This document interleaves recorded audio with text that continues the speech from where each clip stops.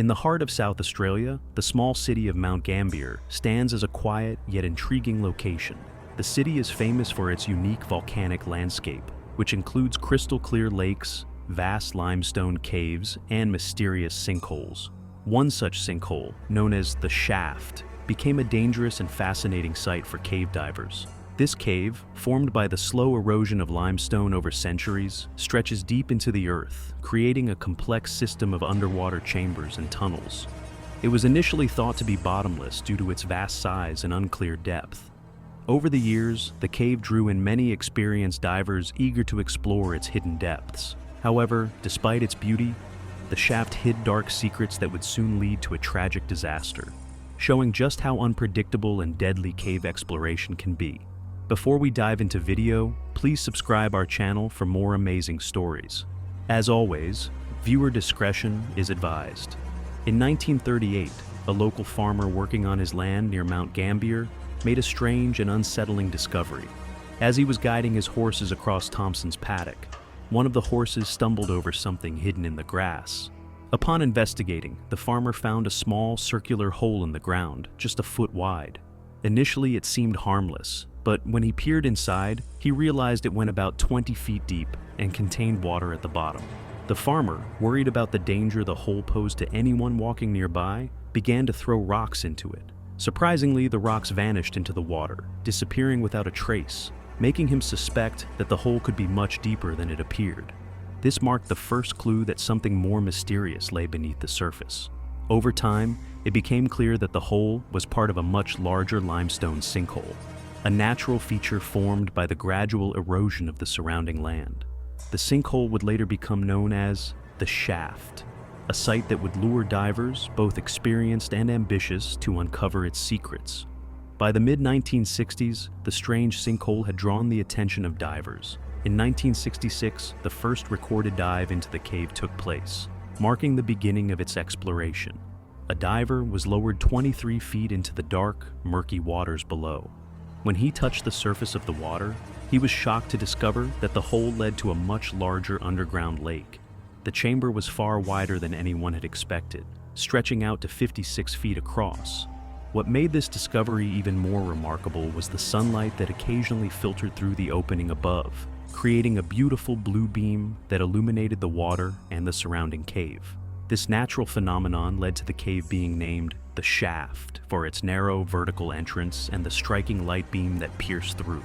As more divers explored the cave, they began mapping the underwater chambers and tunnels. Although the cave seemed inviting with its clear waters, the further the divers ventured, the more they realized that the cave's vast and uncharted depths were both mesmerizing and dangerous. Despite numerous dives, no complete map of the cave was made, and its full extent remained a mystery, tempting divers to go deeper and uncover the unknown. In May 1973, a group of 9 experienced divers came together to attempt a record-breaking dive into the Shaft. They were eager to explore the uncharted depths and push the boundaries of cave diving. The team arrived in Mount Gambier on May 26th and set up camp, preparing for the big dive the next day. Their goal was to reach a depth of 250 feet, the point where the sunlight no longer penetrated the water and where the cave floor dropped into an abyss. This area, known as the drop-off, had been a point of intrigue for divers as it was considered bottomless. The divers knew that the journey ahead would be dangerous, so they decided to conduct a practice dive first, staying within the shallower depths to familiarize themselves with the layout of the cave. On May 27th, 8 divers suited up for the dive, while one member, Joan, stayed behind on the surface to manage supplies and help with logistics. The group descended into the cave, reaching 130 feet, where they set up a shot line to guide their descent during the main dive. The water was clear, and the team felt a mix of excitement and nervous anticipation. They explored the rock pile at the bottom of the cave, but as they ventured deeper, it became clear that the conditions were more challenging than expected. At around 180 feet, one of the divers, Robert, began to feel the effects of nitrogen narcosis, a condition that occurs when divers descend too deep, and the nitrogen in the air has a sedative effect on the body.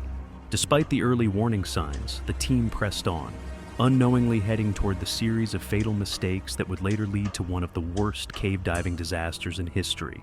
As the dive progressed, things began to go wrong. At around 180 feet, Robert, who was already feeling the effects of the nitrogen narcosis, decided to ascend slightly to ease his symptoms.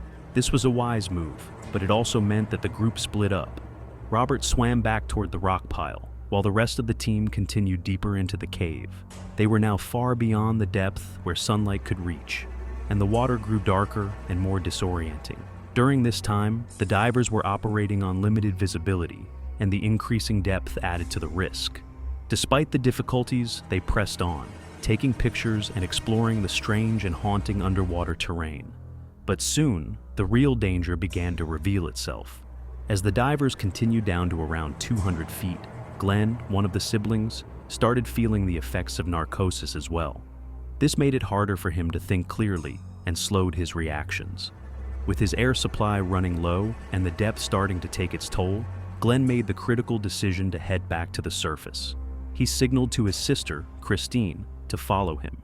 But when he reached out to tap her shoulder, she unexpectedly swam away from him. This moment of confusion left Glenn stunned. With his air dangerously low and his judgment clouded by narcosis, he decided to ascend alone, hoping the others would follow. But back on the surface, the situation was quickly becoming a nightmare. The minutes ticked by, and panic began to set in. Glenn's fear grew as he realized his brother and sister, along with other divers, were still down there, likely running out of air too. What had started as an exciting dive was now turning into a desperate, life-threatening situation. As Glenn surfaced, the situation on the surface grew tense. Peter, still underwater, was struggling with narcosis and the growing darkness. Visibility in the cave had sharply decreased as silt stirred up, creating murky conditions. Confusion set in. The divers, now scattered, couldn't tell which way to go. The cave's structure and pockets of trapped air made navigation even harder. In their disoriented state, Christine and Gordon mistakenly swam upward, thinking they were heading toward the exit. But instead, they hit the cave ceiling, further complicating the situation. Desperation took over as the divers fought to find their way out. After the dive, the remaining divers waited anxiously, hoping for the others to resurface. Time passed, and fear grew as they realized something had gone horribly wrong. Glenn, desperate, returned to the depths, searching for his missing family. He found his brother's flashlight and camera, but was unable to locate any bodies due to the thick silt. The police launched recovery efforts, but the murky waters and depth of the cave made it nearly impossible to find the divers. It wasn't until January of the following year that one body was discovered, marking the start of a long, painful recovery process. The tragedy led to significant changes in cave diving safety. The shaft disaster became a turning point, pushing for better regulations and guidelines within the cave diving community. Training and equipment advanced, and divers were now required to follow stricter protocols to prevent similar accidents.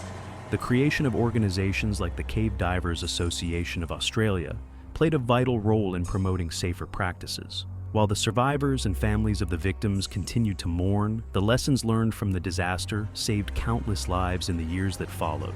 The shaft remains a somber reminder of the risks and responsibilities in cave exploration.